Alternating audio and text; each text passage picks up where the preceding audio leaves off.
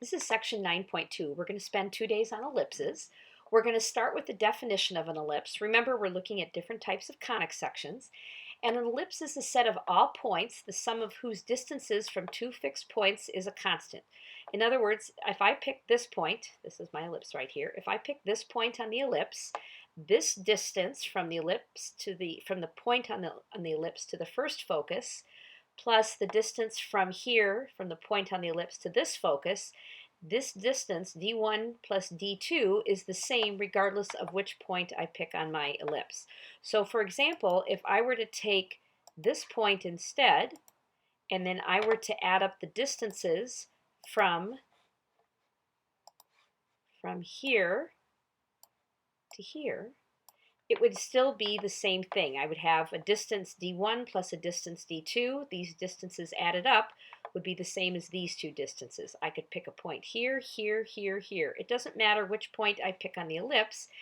Every single point, its distance from the first focus plus the distance to the second focus would be the same regardless of which point you pick. A is going to be the distance from the center to a vertex. Now by vertex, what we're talking about is something on the major axis. We have a major axis and a minor axis. Major axis just means which one is longer. Since our horizontal distance is longer, this is our major axis. These are going to be our vertices. This is the shorter distance, so this is going to be the minor axis. If it turned out this was the longer one, the vertical distance was longer, we'd call this the major axis. Our vertices would be here and here, and then this one would be our minor axis. If this seems a little fuzzy to you, just keep watching, especially when I get to the examples, it'll make more sense. Anyhow, the distance from the center to the vertex is A, so from here to here, or here to here. So the length of the major axis would just be double that, 2A.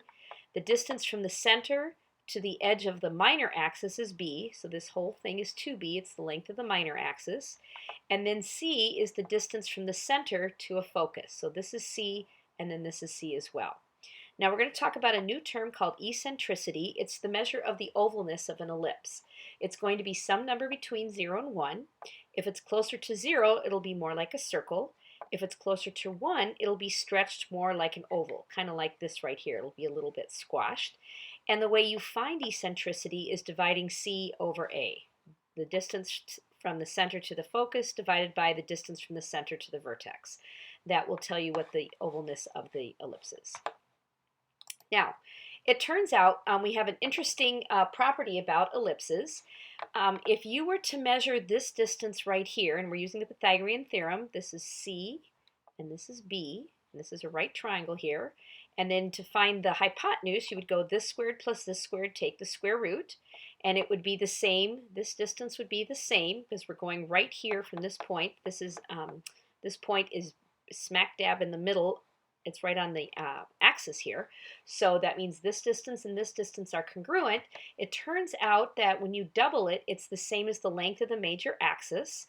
And if we divide everything by 2 and then square it, it turns out that b squared plus c squared is a squared. Or it turns out that c squared is equal to a squared minus b squared.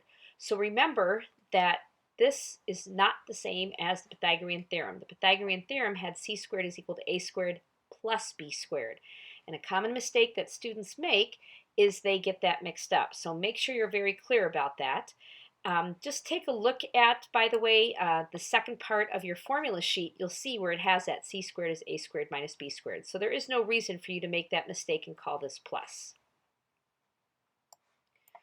All right. So we have two different equations. If the major axis is horizontal, so your ellipse looks like this, that means the equation is going to look like this. And the larger number is going to be the a squared. Here you'll notice the larger axis is the vertical one. So the a squared goes under the y squared because it's getting stretched more up and down. This one's getting stretched more left and right. So the larger number has to be the a squared. So a squared is the larger value. That means it's part of the major axis. B squared means that's the minor axis. So that's the smaller value. It has to go here. Same thing over here. This is my larger value because it's going under y. It's being stretched more up and down than it is left and right. So this is your smaller value here. And then c squared equals a squared minus b squared. You need this to find c, to find out where your foci are located, and also to help you calculate the eccentricity. So let's try one of the problems here. We're going to start off with something real simple. We want to sketch the ellipse and identify the vertices and foci. So how do you know which formula to use? Well, notice right away the larger number is under the x squared. That means that this is going to have, the major axis is going to be horizontal. So this is going to be I'm going to write the larger. Let me get out of this here. All right. So the larger number is under the x squared. So that means that the major axis is horizontal.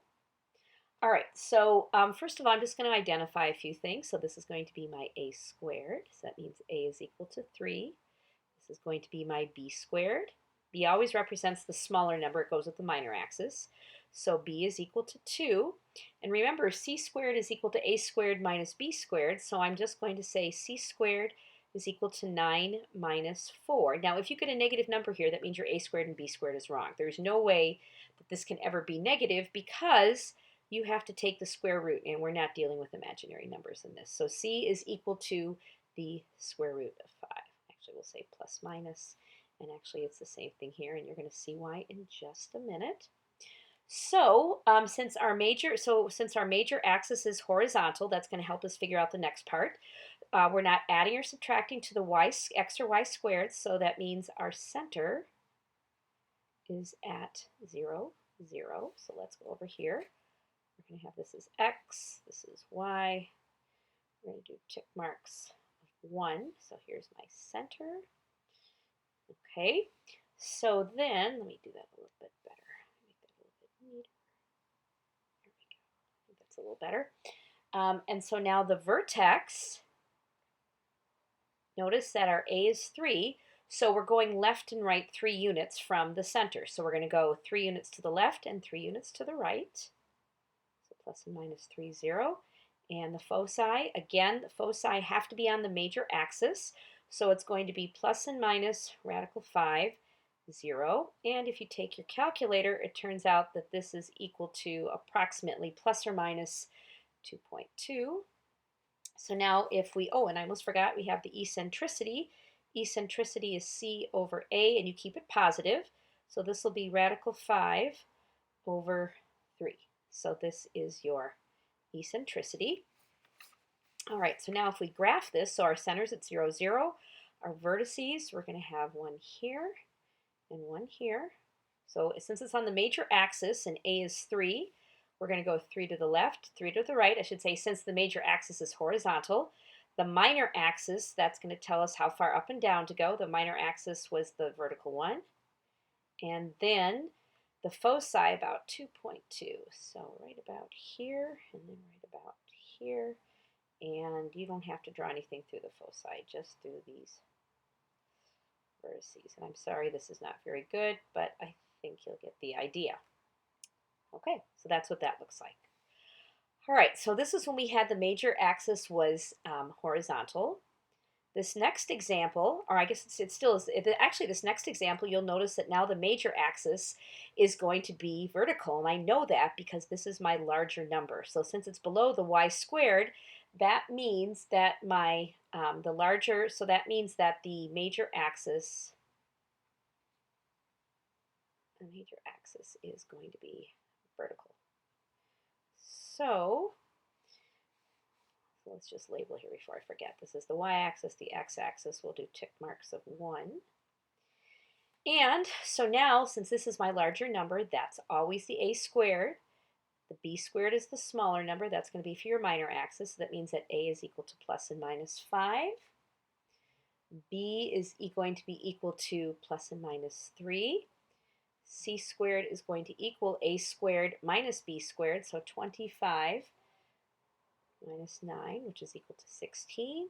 So C is equal to plus and minus 4. All right, so now the center is going to be, remember you just flip the signs, the center, this is still the x coordinate here, this is still the y coordinate, nothing flips. Or I should say this, you still write this one first. So this is going to be 2, -3. Now the vertices, what I'm going to do, just to make my life a little easier, so we're going to go over 2 down 3, 1, 2, 3, like that, 2, -3. Since the vertices, now remember this is the major axis right here, and since I'm going to add and subtract 5 to this right here, so I can actually just count 5. So I'm going to go 1, 2, 3, 4, 5. We'll go 5 down from here, 1, 2, 3, 4, 5. So in other words, you're adding plus and minus 5 to -3. So we have -3 plus and minus 5. So the vertices are at 2, -8, and 2, 2, which is what we ended up with. Now for the foci, same idea. We're just going to take 2, and remember we're going up and down now. So I have to take my center, and I'm going to go -3 plus and minus 4, because that's my C value. In other words, I can go up 4 from here, 1, 2, 3, 4, and then right here. And then the last thing, my minor axes, so this B is plus and minus 3. Go right here, 3. And then we're just going to draw our, see if we can do that, it's a little messy.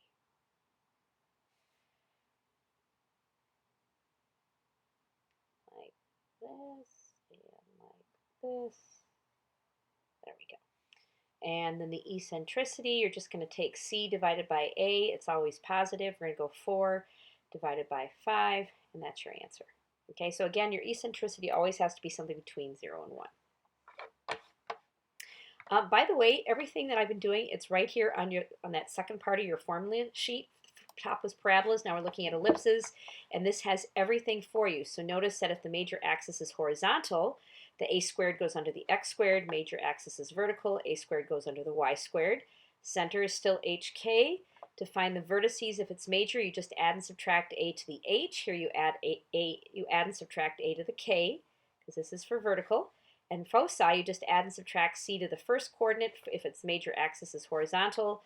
Here, if the major axis is vertical, you add and subtract c to the second coordinate. And again, here's the eccentricity piece. Okay.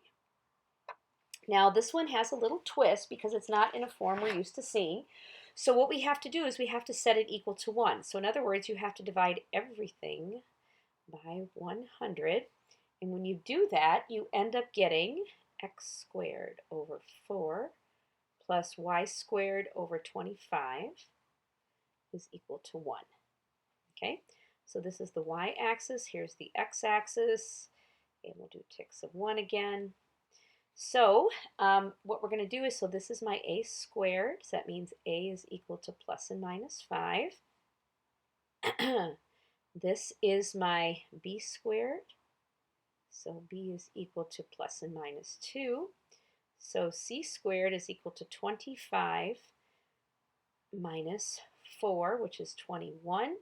So that means c is equal to plus and minus radical 21, which is about 4.58.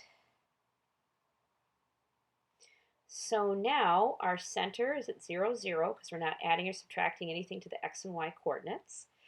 The vertices, notice we're going to have to move from 0, 0. We're going to go up 5 and down 5. 1, 2, 3, 4, 5. A little off the graph here. 1, 2, 3, 4, and 5. And then so that's my vertices. So in other words, we're going to go 0 plus and minus 5. And then the foci are going to be at 0, and then you're going to add and subtract 4.58. And so you're very, very close to the edge of the circle there. And let me rewrite this because it's just a little bit sloppy here. Let's just go like this. So this is the y-axis. I'm just going to write this higher. So this is 5. And then B, we're just going to go 2 to the right and 2 to the left. And So we're just going to go like this. And I'm sorry, this is very sloppy, but this pen does not write well on my board here. So, okay. Oh, and I almost forget the eccentricity. So it's just C divided by A, 4.58 divided by 5, or you could write radical 21 over 5. This probably looks better. You shouldn't leave a decimal and a fraction. I mean, if you want, you could just divide this further, which is fine. Okay, so now the next one, we're going to have to complete the square. And just like we did with circles, you have to complete the square with the different variables. So we have x squared. I'm going to combine my like terms.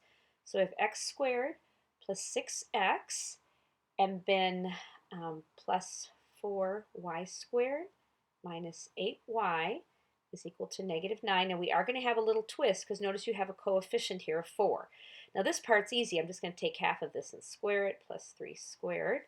And here I'm going to add 9. But here's where it gets interesting. You can't complete the square unless the only coefficient of the squared term is 1. We didn't have that problem here.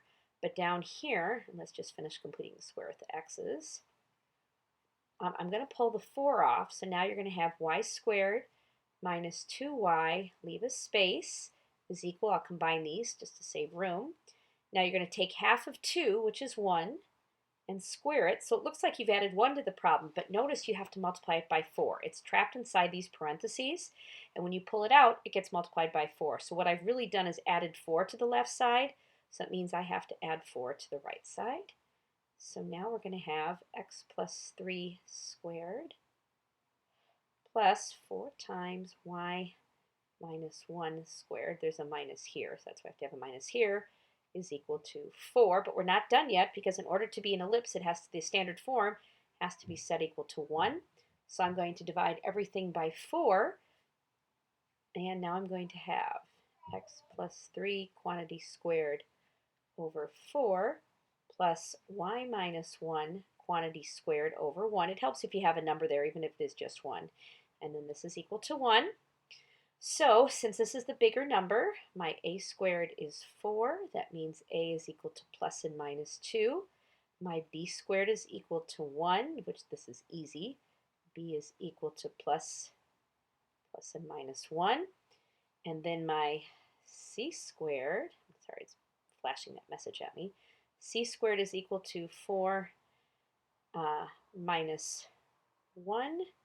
You end up getting 3. So c is equal to plus and minus radical 3. The major axis is horizontal.